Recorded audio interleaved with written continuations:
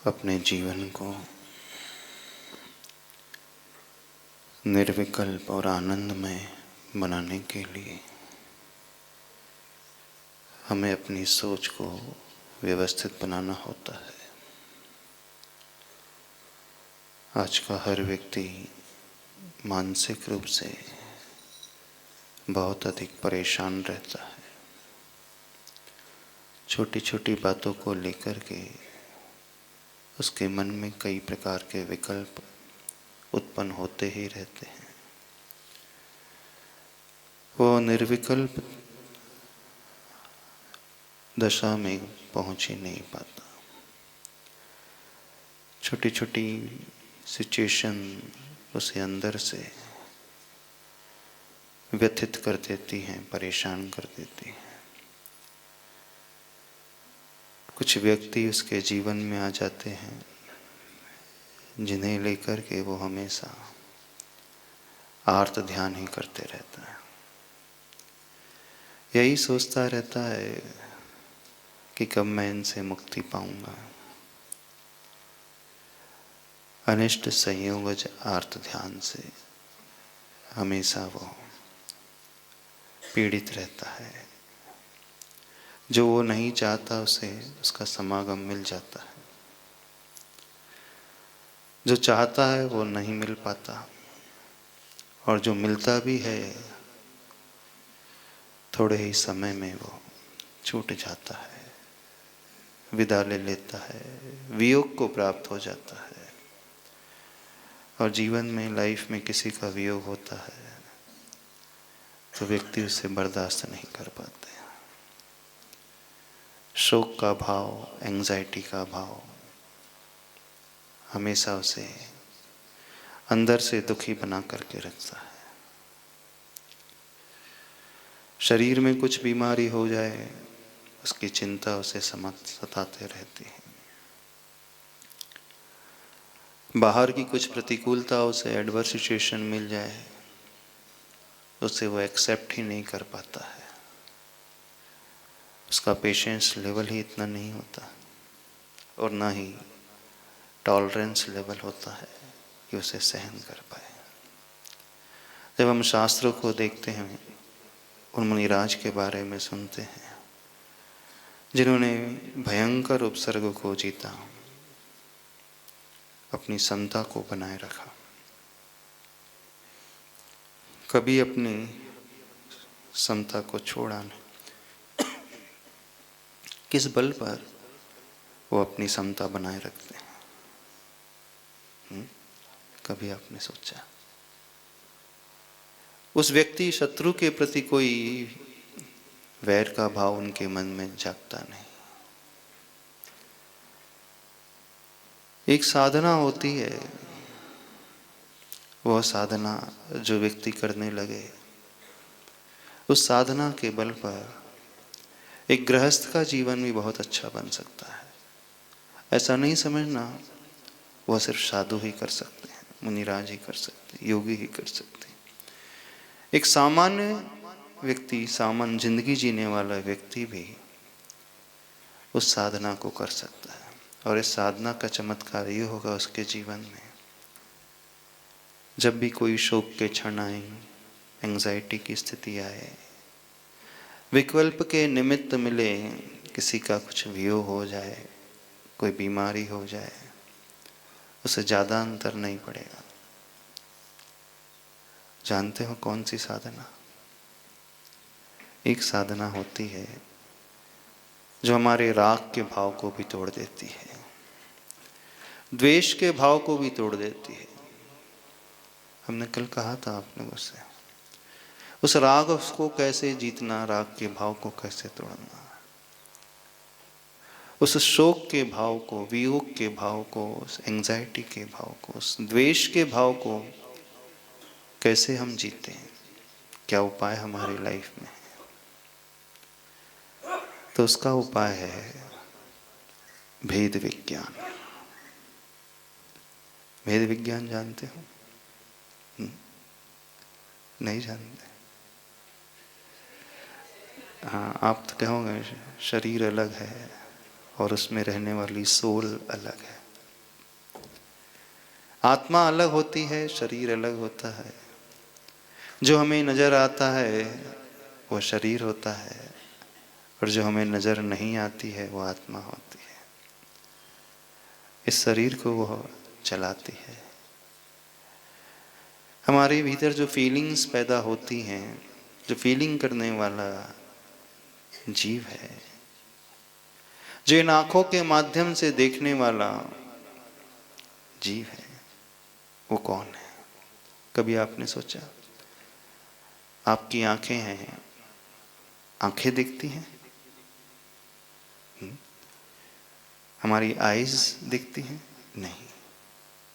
Eyes तो एक medium होता है। जो देखने वाला होता है वो अलग होता है।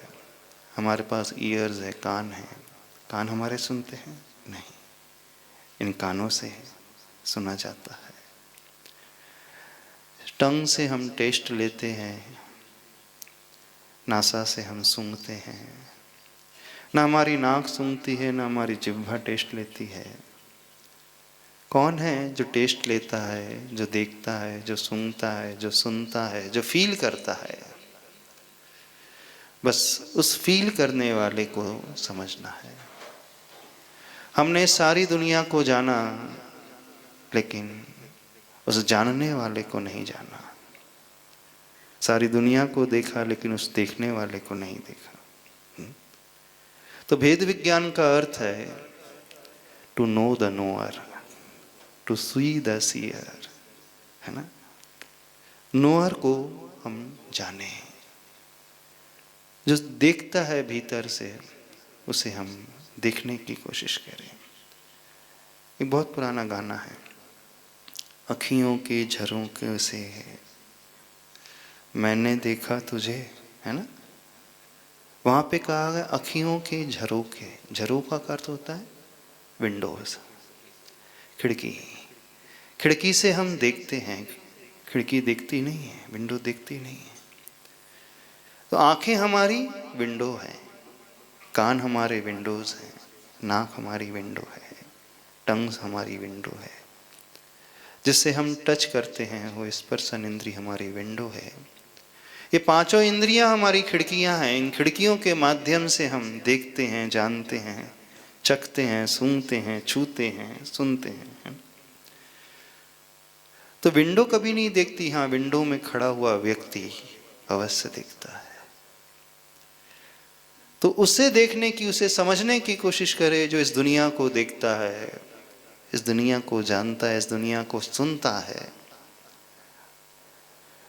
सब कुछ महसूस करता है, फील करता है। Feel the feeler. फीलर को हम फील करने की कोशिश करें। अब जो हमें दिखलाई देता है ये शरीर, ये शरीर हमेशा बदलता रहता है, चेंज होता रहता है। क्या आप चाहोगे कि आपका शरीर एज इट इज बना रहे? कितने लोग चाहते हैं कि उनका शरीर डिटेरिएट ना हो, बूढ़ा ना हो, स्किन में झुर्रियां ना पड़े, बाल सफेद ना हो? कितने लोग चाहते हैं? चाहते तो यही हो, है ना? यही चाहते ना? कभी बाल सफेद नहीं होने चाहिए, स्किन जो है एकदम अच्छी ग्लोइंग बनी रहना चाहिए, उसमें लाइंस नहीं आना चाहिए, झुर्रियां नहीं आना चाहिए। ये चाहते कि नहीं? कितने लोग चाहते हैं कि आपकी स्किन, आपकी फिटनेस, आपकी बॉडी एज इट इज बने रहे? कितने लोग चाहते हैं? सब चाहते हैं। यदि आप ये चाहते तो याद करो जिस दिन आपका जन्म हुआ था, आप वैसे ही रहते फिर, है ना? उसमें कोई प्रोग्रेस नहीं होती। द डे वन, जो आपका जन्मदिन था, बर्थडे था, उस समय आपकी क्या पोजीशन थी, कितनी हाइट थी, कितना वेट था, फिर वैसे ही रहते हैं, उसमें कोई चेंजेस नहीं आते, तो अच्छा रहता है। नहीं, वो स्टेज नहीं चाहते। कौन सी स्टेज चाहते? हाँ, 20 ईयर्स वाली स्टेज चाहते, 25 ईयर्स वाली स्टेज चाहते। वो यदि 20 ईयर्स वाले अज्यूम करो इस दुनिया में सभी 20 साल तक, 20 साल के ही रहे, तो फिर आपका जन्म कैसे होगा? जो एज इट इज है वो ऐसे ही बना रहे, कुछ भी चेंजेस ना हो उसमें, कैसे पॉसिबल है? पॉसिबल है? बच्चे का जन्म होता है, धीरे धीरे वो बढ़ता है, उसका शरीर बढ़ता है, वेट बढ़ता है, हाइट बढ़ती है, लेकिन कुछ उसके भीतर अवश्य रहता है जो नहीं बदलता है। उसकी बॉडी बदलती है, एवरी सेकेंड उसकी बॉडी, हर एक की बॉडीज बदल रही है। संसार में जो भी है, हर वस्तु यहाँ पर परिवर्तनशील है, हर समय वह परिवर्तित हो रही है, चेंज उसमें आ रहा है। There is one thing that never change, and क्या है? विच इज परमानेंट, क्या वो कभी नहीं बदलता। Change is always permanent, change is the thing that never changes, and change हमेशा होता रहता है।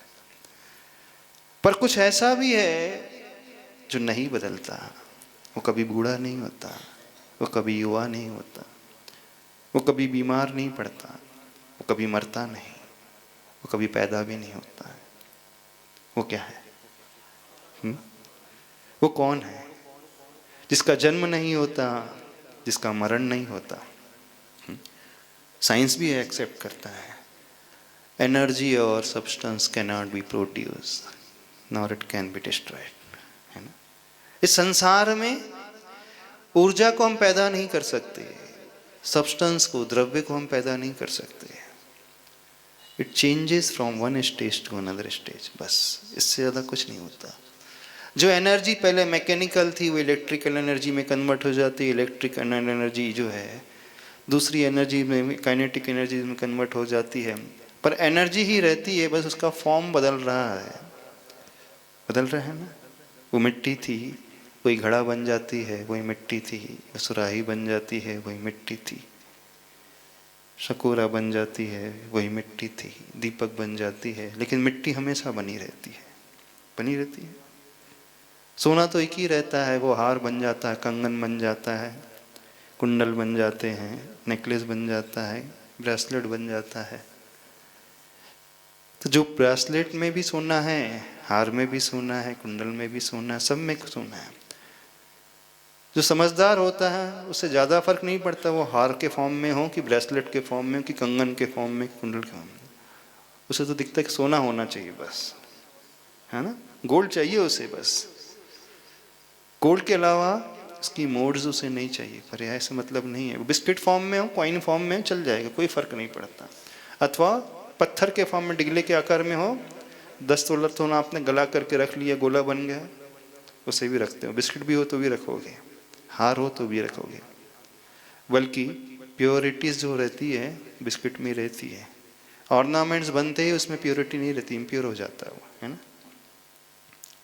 आभूषण बनते ही वो अशुद्ध हो जाता है, बट्टा उसमें मिल जाता है, लेकिन जब तक वो कॉइन के अथवा बिस्किट के फॉर्म में रहता है तो प्योर रहता है 100% ऑलमोस्ट। तो जिसे सोना चाहिए उसे पर्याय से, ऑर्नामेंट से कुछ लेना देना नहीं। इन्वेस्टमेंट के हिसाब से वो सोना खरीदता है, वो ये नहीं देखता मुझे हार खरीदना है कि करदनी खरीदना है, मुझे तो सोना चाहिए। तो सोना एज इट इज बना रहता है, बस उसकी पर्याय बदलते रहती हैं। ऐसे ही हम सबके साथ है संसार में, कुछ ऐसा है जो कभी नहीं बदलता, वो हमारी आत्मा है, और कुछ ऐसी है जो हमेशा बदलते रहती है, वो हमारी पर्याय है। तो हमें अपनी दृष्टि को पर्याय दृष्टि से हटा करके इस आत्मदृष्टि, द्रव्य दृष्टि की ओर लाना है। अब देखना समझना इस बात को, हमें विकल्प तब पैदा होते जब हमारी दृष्टि पर्याय दृष्टि हो जाती है। शरीर बूढ़ा हो गया, अब आपको टेंशन होने लगेगा, और जैसे ही आपने शरीर को गौण किया और आत्मा की ओर दृष्टि लाई, आप में कोई फर्क नहीं आएगा। आत्मा जब जन्म हुआ था उस समय भी वही आत्मा थी, 20 ईयर्स के उस समय भी सेम सोल है, 40 ईयर्स, 70 ईयर्स, 80 ईयर्स, सोल तो वही है, पर शरीर बदल रहा है। तो विकल्प हमेशा व्यक्ति को कहाँ होते हैं समझना, जब आप अनित्य में नित्य खोजने लगते हैं। आप उस बदलते हुए शरीर में स्थिरता खोजने लगते हैं। आपका मन कहता है कि नहीं, बाल हमेशा काले बने रहना चाहिए, कभी सफ़ेद नहीं होना चाहिए, शरीर में झुर्रियाँ नहीं पड़ना चाहिए। और यदि ऑल ऑफ सडन कुछ हो जाता है तो विकल्प पैदा हो जाएगा। लेकिन सेम टाइम जो उस आत्मा को देखेगा उसे कोई टेंशन नहीं होगा, कोई विकल्प नहीं होगा। आप लोगों की एज कितनी है यहाँ जितने बैठे हैं?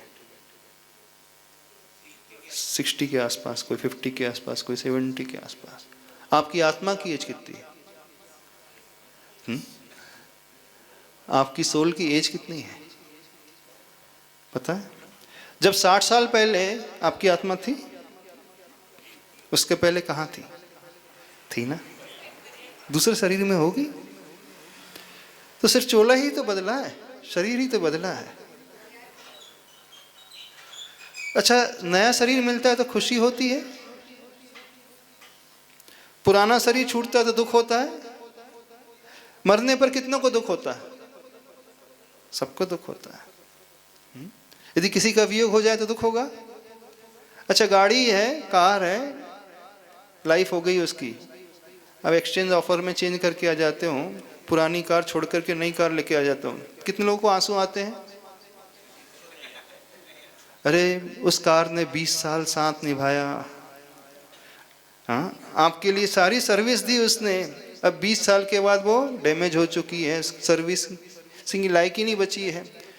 टायर भी काम नहीं कर रहे, इंजन भी काम नहीं कर रहे, कुछ भी काम नहीं कर रहा है। बोले हॉर्न छोड़कर सब बचता है और ब्रेक छोड़कर सब लगता है। ये इस पोजीशन आपकी कार की हो गई है। तो आप उस कार को अलग कर देते हैं तो दुख होता है? क्यों नहीं दुख होता? नए आने की खुशी रहती है, खुशी होती, सबको खुशी होती। अच्छा, ये शरीर जो बूढ़ा हो चुका है, भोजन पचता नहीं है, बैठा जाता नहीं, कमर हिलती है, गर्दन मटकते रहती है, दांत बचे नहीं है, बाल सफेद हो चुके हैं। अब ये गाड़ी जो है एक्सपायर होने को है, अब नई गाड़ी मिलेगी तो खुशी होगी कि दुख होगा? अब बोलिए। नहीं, अरे नई गाड़ी मिलने वाली है, अच्छी गाड़ी, फ्रेश, ब्रांड न्यू। कौन सी मिलेगी गाड़ी? वो तो आपके हाथ में, जो आपको लेना है वो गाड़ी खरीद सकते हो। तो देखो, जब गाड़ी आप बदलते हो, पुरानी गाड़ी छोड़ते हो, नई गाड़ी लेते हो, तो आपको बड़ी खुशी होती है। अच्छा, जो ड्रेस है, साड़ी है, आप चलो पुरानी साड़ी जो फट चुकी है उससे छोड़ करके नई साड़ी लेते हो, सबको खुशी होती? पुरानी साड़ी छूटने का दुख नहीं होता? अरे वो शादी के समय की साड़ी थी, दुख नहीं होता? क्यों नहीं होता? इसलिए नहीं होता कि दृष्टि में ये भाव रहता अब नया कुछ मिलने वाला है। पहले से ये मान्यता रहती है, धारणा रहती है कि साड़ी की एक एज होती, गाड़ी की एक एज होती है, एक एज के बाद वो गाड़ी इस लायक ही नहीं बचेगी कि हम उसे चला सके। तो यही धारणा तो शरीर के प्रति बनाना है, यही धारणा अन्य के बॉडी के प्रति बनाना है। कुछ गाड़ियां ऐसी होती हैं 15 साल तक चलती, कुछ 5 साल में ही एक्सीडेंट हो जाता है तो उस लायक नहीं बचती, तो भी आपको ज़्यादा विकल्प नहीं होता है। बस ऐसे ही अपने साथ लगाने की कोशिश करें। दृष्टि यदि हमारी उस आत्मा की ओर आ जाए, शरीर को गौण करके, पर्याय को गौण करके द्रव्य की ओर आ जाए, तो हमारी आत्मा तो कभी बूढ़ी होती नहीं होती। बूढ़ी होती नहीं होती। आत्मा कभी पैदा होती? आत्मा कभी मरती है? आत्मा कभी बीमार पड़ती? नहीं पड़ती। तो जो आत्मा ना पैदा होने वाली ना मरने वाली है, सिर्फ आत्मा एक शरीर को छोड़ करके दूसरे शरीर को ग्रहण कर लेती है, तो उसमें हमें क्या विकल्प करना? तो निर्विकल्प होने का एकमात्र उपाय है इस भेद विज्ञान को अपने भीतर लेकर के आना, उस द्रव्य दृष्टि को लेकर के आना कि जो हमारा है कभी छूट नहीं सकता, और जो हमारा है नहीं वो कभी हमारे साथ रह नहीं सकता। ऐसा है ना? आपने एक फ्रेंड को समझ लिया वो धोखेबाज है, तो पहले से दूरी बना ली तो आपको टेंशन नहीं होता है।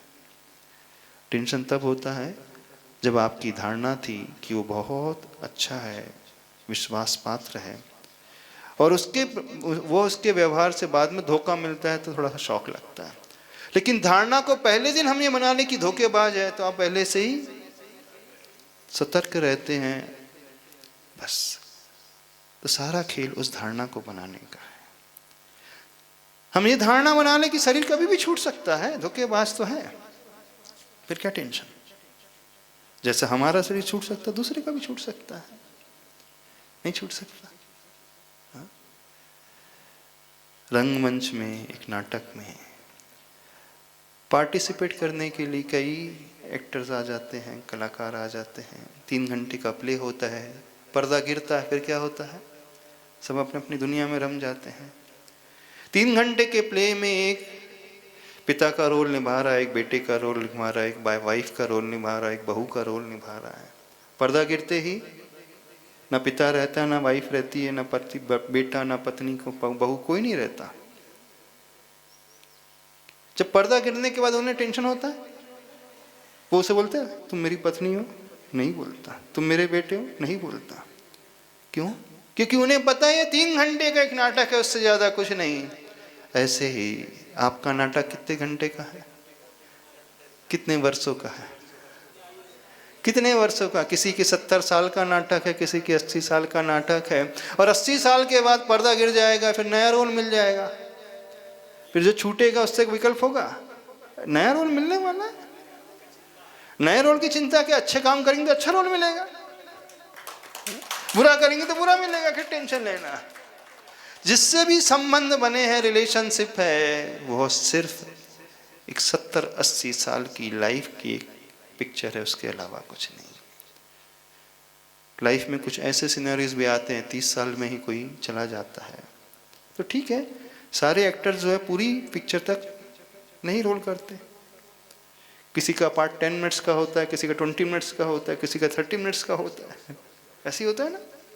तो जिसका जितना पार्टिसिपेशन होगा उतना रहेंगे, उसका चले जाएंगे। हाँ, जो हीरो होता है, हीरोइन होता है, उसका पार्ट ज़्यादा रहता है, बाकी का तो, और विलेन का पार्ट ज़्यादा रहता है। Right from beginning to end hero, heroine और विलेन रहते हैं, बाकी तो सब को आर्टिस्ट रहते हैं, उनका ज़्यादा पार्ट नहीं रहता है। तो आपकी रिलेशनशिप में भी जो आ रहे हैं, हाँ, आप देखो किसका पार्ट कितना है, कितना पार्ट है। पहले से ही हम माइंडसेट बना ले कि इतने समय तक ही साथ रहने वाला है, और जब वो जाएगा तो हमें टेंशन नहीं होगा, क्योंकि हमारा माइंडसेट पहले से बना था। हर व्यक्ति यहाँ पर रंगमंच में एक अपना रोल अदा कर रहा है, उससे ज़्यादा कुछ नहीं। लेकिन पर्दा गिरते ही, मूवी समाप्त होते ही, पिक्चर समाप्त होते ही, वो एक्टर्स और एक्ट्रेसेस जो हैं अपनी दुनिया में पुनः आ जाते हैं। ऐसे ही इस फिल्म का जब पर्दा गिरेगा तो हम अपने ओरिजिनल रूप में आ जाएंगे। कौन सा ओरिजिनल रूप है आपका, बताओ आप कौन सा ओरिजिनल रूप है? ये जो चोला है वो आपका ओरिजिनल है? नहीं ना। वो अमिताभ बच्चन है, वो रोल अदा कर रहे हैं इंस्पेक्टर का, एडवोकेट का, डॉन का, विलेन का, बस वहीं तक रहता है। उसके बाद वो अपने ओरिजिनल रूप में आ जाता है। तो आपका ओरिजिनल रूप क्या है, बताओ आप आखिर हो कौन? जो ड्रेस पहनी है वो हो, जो शरीर है वो नहीं ना। तो पिक्चर खत्म होती है, हमने ओरिजिनल में आ जाएंगे, फिर क्या टेंशन लेना, टेंशन होना चाहिए। देखो हर व्यक्ति यहाँ पर एक भूमिका निभा रहा है, इससे ज्यादा कुछ नहीं। जो भूमिका निभा रहा है सिर्फ उस मूवीज तक, उस प्ले तक ही वो भूमिका रहती है, उसके बाद उसकी भूमिका समाप्त हो जाती है। ऐसे ही आपकी लाइफ में जो भी आ रहे हैं वो भी एक पार्ट अदा करने के लिए आ रहे हैं। थोड़े समय के पश्चात वो अपना रोल निभा करके चले जाएंगे, आप भी अपना रोल निभा करके चले जाओगे। फिर एक नई मूवी शुरू हो जाएगी, है ना, एक नई दुनिया शुरू हो जाएगी, एक नई फैमिली मिल जाएगी, फिर आप उसमें रम जाओगे, पुरानों को भूल जाओगे। भूल जाओगे? नहीं भूल जाओगे? अच्छा, पूर्व भाव के पिता कौन है पता है? याद भी नहीं करते होंगे वैसे। उस भाव की बीवी कौन है? याद भी नहीं आती होगी। बेटा कौन है? पता ही नहीं है। और जहाँ जन्म लेते हो वहीं रम जाते हो, तो फिर क्यों विकल्प करना? ये मूवी समाप्त होगी, नहीं मिल जाएगी, वहाँ पहुँच जाएंगे, फिर उसमें रम जाएंगे। तो जो ये माइंडसेट पहले से ही बना लेता है, उसकी लाइफ में कुछ भी होता रहे उससे ज़्यादा अंतर नहीं पड़ता। क्यों? क्योंकि वो रियलिटी जानने वाला है, वास्तविकता से उसका परिचय है। तो हम वास्तविकता को पहचानना ना सीखें, हम कौन हैं? मैं हूँ वो नहीं जो तुम्हें दिख रहा हूँ, मैं हूँ वो जो नज़र से परे ही रहा हूँ। हम कौन हैं? जो दिखते हैं वो नहीं, हम जो हैं वो नज़रों से परे हैं। और जो आप दिख रहे हैं आप भी वो नहीं हो, आप कुछ और हो। और हो ना? जब बच्चा छोटा होता है वो एक फेस लगा कर किया जाता है, नकाब लगा कर किया जाता है, शेर का, भालू का। माँ डरती है शेर का वो फेस पहन के आ जाए तो? डरती? क्यों नहीं डरती? क्योंकि उसे पता है ये सिर्फ एक बाहर का नकाब है, अंदर वो कुछ और है ना? इसलिए डर नहीं लगता, क्योंकि वो अंदर की स्थिति को जानती है, वास्तविकता को पहचानती है, इसलिए उसे डर नहीं लगता। तो जो व्यक्ति भिन्न भिन्न नकाब में है उन्हें देख करके अंदर को देख लेगा, उसे कोई विकल्प नहीं होगा। पुरुष ये भी भाव नहीं आगे स्त्री है कि पुरुष है,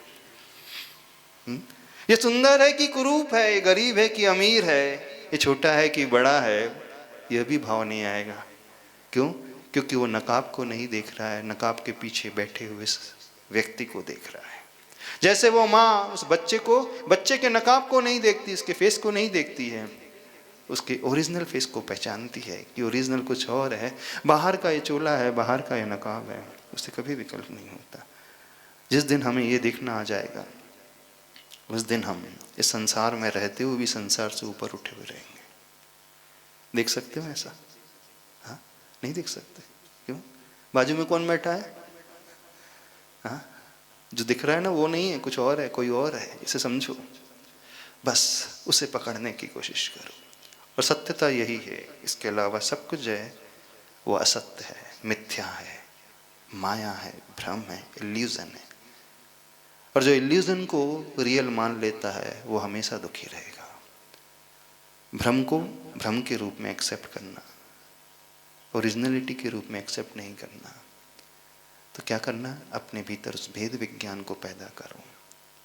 भेद विज्ञान का अर्थ है हमारा शरीर सो मैं नहीं और मैं सो शरीर नहीं। जैसे मेरा शरीर भी मैं नहीं, वैसे दूसरे का शरीर भी वो नहीं, वो कोई और है। तो हम किसे लेकर के राग द्वेष कर रहे हैं, टेंशन ले रहे हैं?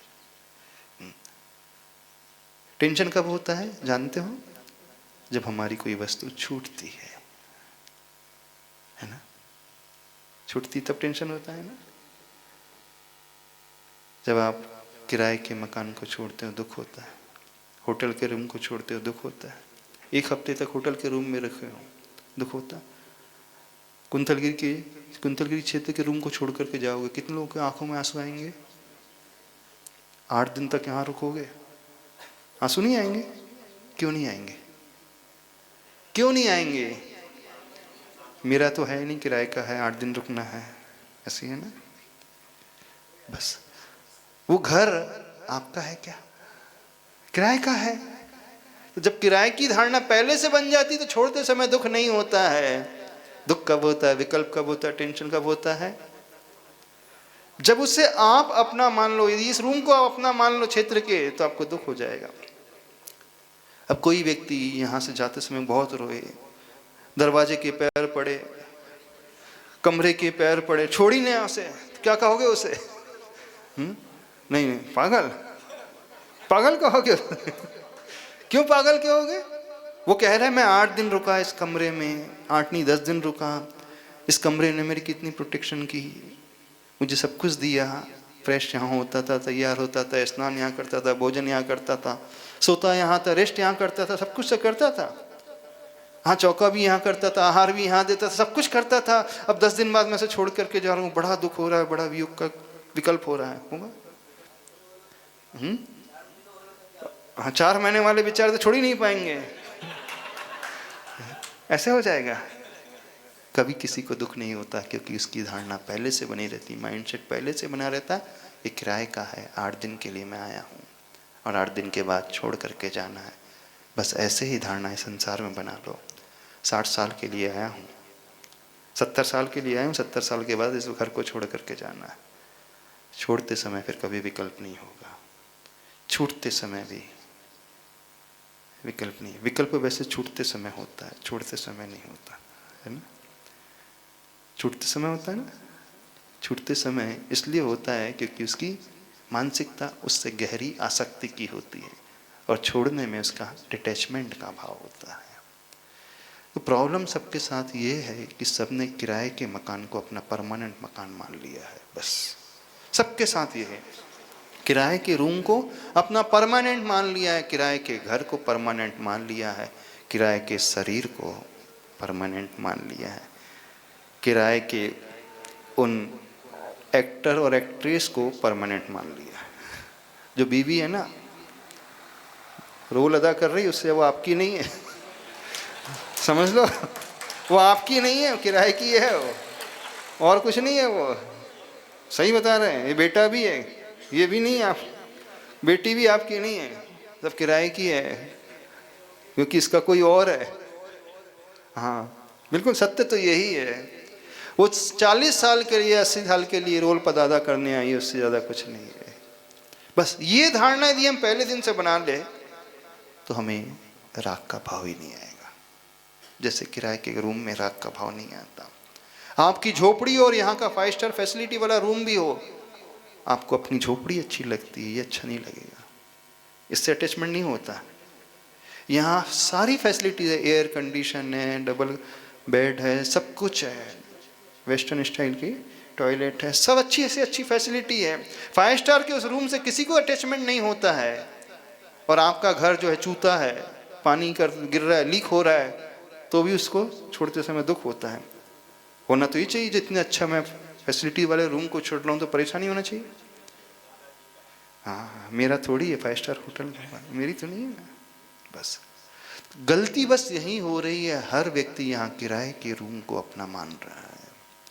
ये पहचान यदि भीतर से पैदा हो जाए, कुछ समय का साथ है, उसके बाद सबकी यात्रा एकाकी है और कुछ नहीं है। सारा संसार जो दिख रहा है क्षणभंगुर है, अनित्य है। फिर अनित्य यदि हमसे छूटेगा तो हमें कभी विकल्प नहीं होगा। विकल्प इसलिए होता है क्योंकि यहाँ हर इंसान अनित्य में नित्य की कल्पना कर लेता है। यही कल्पना है आपकी, आपकी कल्पना ये है। अब आप देखना, आपके साथ विडंबना ये है, आप ये कहो कि नहीं महाराज जी हम भी जानते 80 साल तक की साथ है, उसके बाद सबको मरना है, सबको जाना है, आप तो यही कहोगे। ठीक है 80 साल तक का है, लेकिन ये भी कोई गारंटी नहीं कि 80 साल तक साथ ही निभाएगा वो। अब आपकी धारणा क्या हो गई है, 80 साल तक साथ रहेगा व्यक्ति, ये भी गलत धारणा हो गई। 80 साल तक रह सकता है पर उसके पहले भी वो जा सकता है। यदि ये धारणा बना लो कि कोई गारंटी नहीं, कोई 80 साल का रोल निभाए, कोई 70 का निभाए, कोई 60 तक निभाए, कोई 50 तक निभाए, तो उसकी धारणा बदलती, उसे टेंशन नहीं होगा। जितने भी आपके रिलेशनशिप्स हैं बिल्कुल ऐसे ही है। जितनी भी आपका अटैचमेंट का भाव है, चाहे जड़ वस्तु से हो चाहे चेतन वस्तु से है, आप उसकी वास्तविकता को पहचानने की कोशिश करें। कर लोगे तो जिंदगी वहीं से स्वर्णिम हो जाएगी, और नहीं करोगे तो हमेशा दुखी रहोगे, विकल्पों में रहोगे। तो इस बात को समझने की कोशिश करें।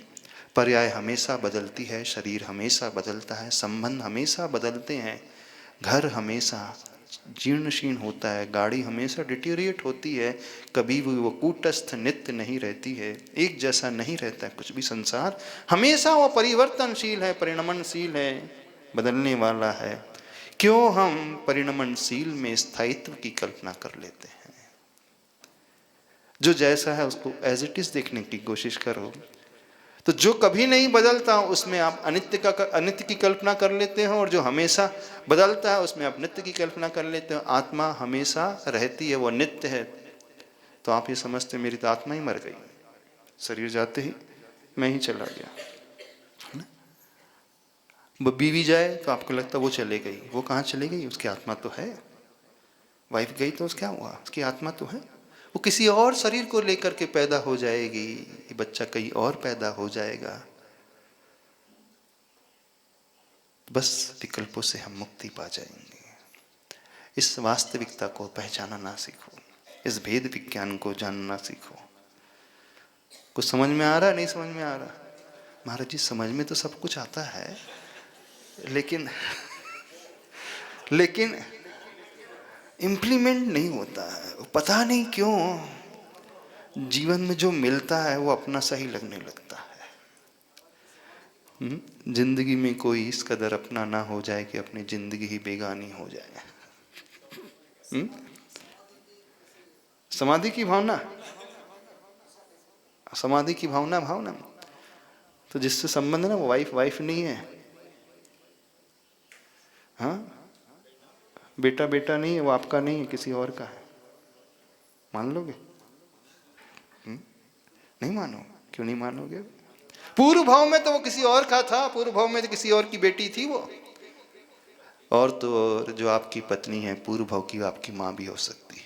अब क्या कहोगे? जो आपकी पत्नी थी वो आज आपके बेटी के रूप में जन्म ले ली, अब क्या करोगे? उसे माँ के रूप में देखोगे, बेटी के रूप में देखोगे?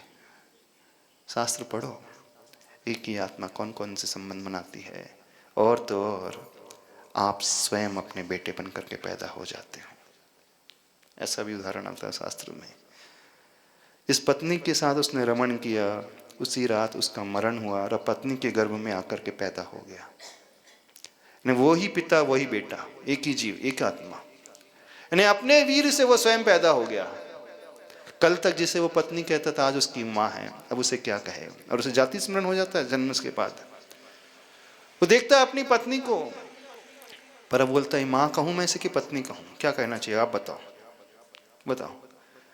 जिस बच्चे का जन्म हुआ उसे जाति स्मरण हो गया, पूर्व भाव का याद आ गया कि मैं ही पूर्व भाव में इसका पति था और आज मैं इसके गर्भ से पैदा हो रहा हूं। अब वो क्या कहेगा? उसे मां कहे कि पत्नी कहे?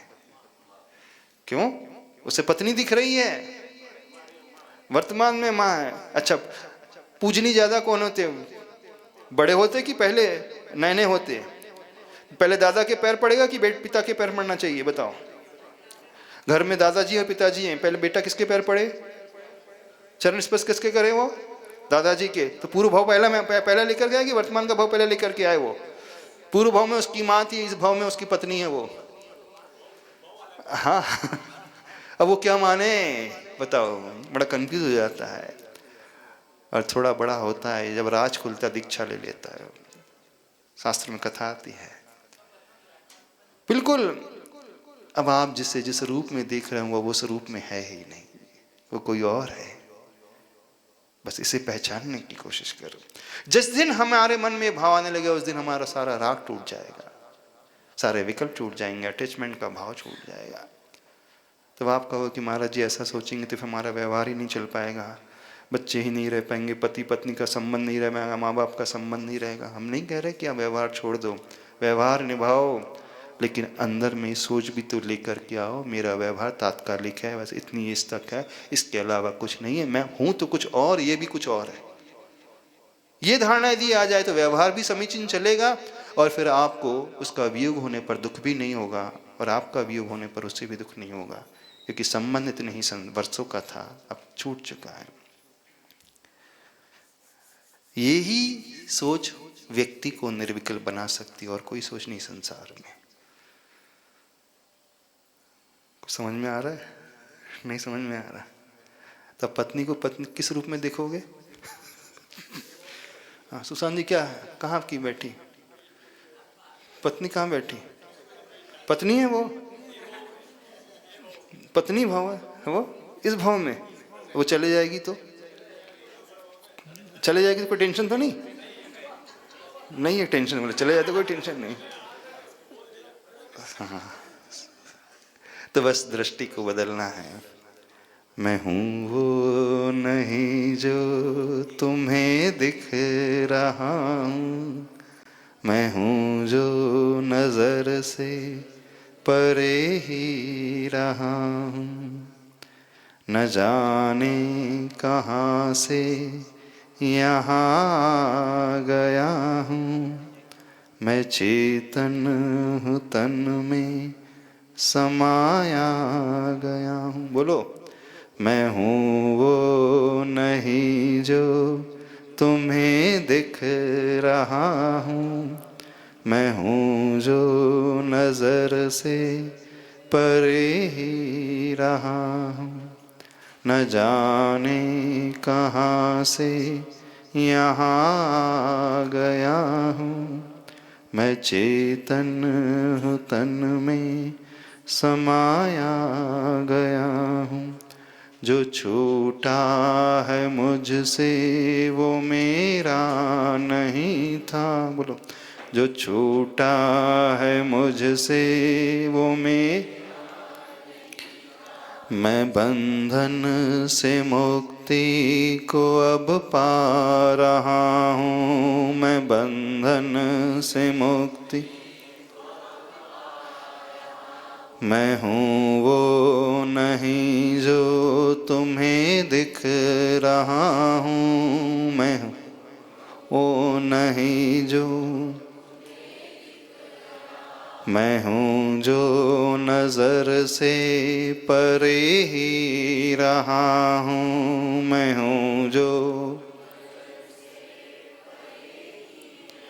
सभी की तरह थी मेरी जो भी हसरत, सभी की तरह थी मेरी, नहीं मुझको उनकी रही अब जरूरत, नहीं मुझको उनकी रही, मुझे जब से मेरा पता मिल गया है, मुझे जब से, मैं तब से ही अपने में सुख पा रहा हूँ, मैं तब से ही ये एहसास कैसा मुझे हो रहा है, ये एहसास कैसा, ये मुझको ही केवल नजर आ रहा है, ये मुझको जुदा है जो मुझसे जुदा ही रहेगा, जुदा है जो मुझसे, मैं अपने को अपने में ही पा रहा हूँ, मैं अपने को अपने, मेरे बाद भी लोग आएंगे ऐसे, मेरे बाद भी लोग जो पूछेंगे जग में जिए तुम थे कैसे, जो पूछेंगे जग में जिए तुम, कहूँगा मनाओ ये मृत्यु का उत्सव, कहूँगा मनाओ, मैं इस बार मर कर भी मर ना रहा हूँ, मैं इस बार मर कर, मैं हूँ वो नहीं जो तुम्हें दिख रहा हूँ, तुम्हें दिख रहा, मैं हूँ जो नज़र से परे ही रहा हूँ, मैं हूँ जो नज़र से परे ही रहा हूँ। ओम परम शांति, ओम परम शांति, परम शांति, परम शांति। अनंतानंत सिद्ध परमेष्टि भगवान की, संत श्रोमणी आचार्य भगवान गुरुदेव श्री विद्यासागर जी महाराज की जय।